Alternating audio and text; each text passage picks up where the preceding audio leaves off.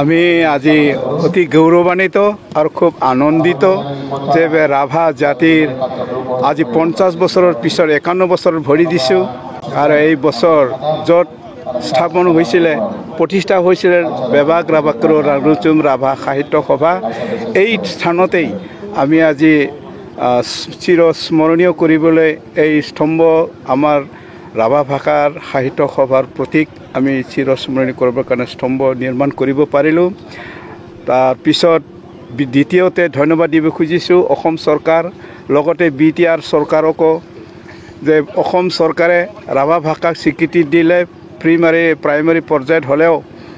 class 5 লৈকে আমাৰ হ'ব এদিনাখন আৰু এতিয়া এই বছৰৰ পৰাই হয়তো আমাক এইটো সুযোগ দিছে কাৰণে অসম চৰকাৰলৈ আদৰণি আৰু ধন্যবাদ দিছোঁ আৰু ভৱিষ্যত আমাৰ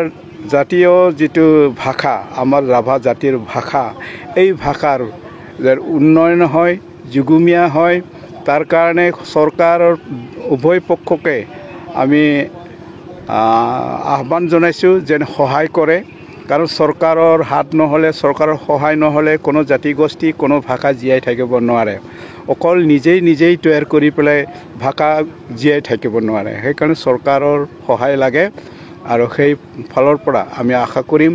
যে আমাৰ প্ৰচুৰ পৰিমাণে শিক্ষক লাগে যিমানবিলাক ৰাভা প্ৰধান স্কুল আছে গাঁওবোৰ আছে সেইবিলাকত যেন চৰকাৰে শিক্ষক নিযুক্ত কৰিবলৈ সুযোগ দিয়ে আৰু ৰাভা জাতিৰ ভাষাৰ যেন উন্নয়ন হয় আৰু এই সাহিত্য সভা বিশ্ব দৰবাৰলৈ লৈ যাব পাৰোঁ আজি যিকোনো ভাষা ৰৈ থকা নাই সকলো ভাষাই জংগলবাৰীত থকা বনৰ হাবিত থকা জাতি জনগোষ্ঠীৰ ভাষাও আজি উদ্ধাৰ হৈছে ৰাভাসকলেও আজিৰ পৰা আৰম্ভ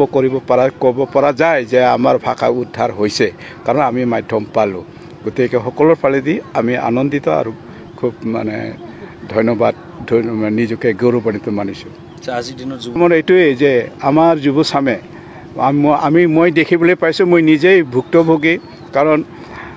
নিজকে ৰাভা বুলি পৰিচয় দিবলৈ কুণ্ঠাবোধ কৰা ৰাভা যুৱক বহুত ওলাইছে আৰু ছেপাৰেটিষ্ট মনোভাৱ যে বিভাজনমুখী এনেকুৱা হয়তো ওলাইছে আমাৰ দৃষ্টিগোচৰ হৈছে সেইবিলাক যেন নহয় এইটোৱে আমাৰ কামনা কৰোঁ যে কাৰণ একতা নহ'লে জাতি উদ্ধাৰ নহয় জাতি জীয়াই থাকিব নোৱাৰে ভাঙনমুখী ধ্বংসাত্মক এই চিন্তাধাৰাৰে জাতিগোষ্ঠী জীয়াই থাকিব নোৱাৰে সেইকাৰণে যুৱচামক মই ভাষাৰ ক্ষেত্ৰত বিশেষকৈ ক'ব বিচাৰোঁ যে ইংলিছেই হওক অসমীয়া হওক বঙালীয়েই হওক বা হিন্দীয়ে হওক বা বড়োই হওক সকলো ভাষাৰ জনাৰ উপৰিও নিজৰ ভাষাটোক হেৰাবলৈ দিয়া বা নিজৰ ভাষা ব্যৱহাৰ নকৰা পাহৰি যাবলৈ ধৰা এইটো ভাল লক্ষণ নহয় কাৰণ আমি বহুত দেখিবলৈ পাইছোঁ টাউনত গ'লে গুৱাহাটীত গ'লে অসমীয়া হয় কলকাতাত গ'লে বঙালী হয় নিজকে পাহৰি যায় পিন্ধন উৰণ পৰ্যন্ত মানুহে এতিয়া এৰিবলৈ ধৰিছে এৰিবলৈ ধৰা মই দেখিবলৈ পাইছোঁ সেইকাৰণে মই এই বয়সতো মোৰ অভিজ্ঞতা আছে মই দেখিছোঁ নিজে যিবিলাক শাৰী পিন্ধি থাকে সেইবিলাকৰ প্ৰতি মোৰ অনুৰোধ থাকিব যেন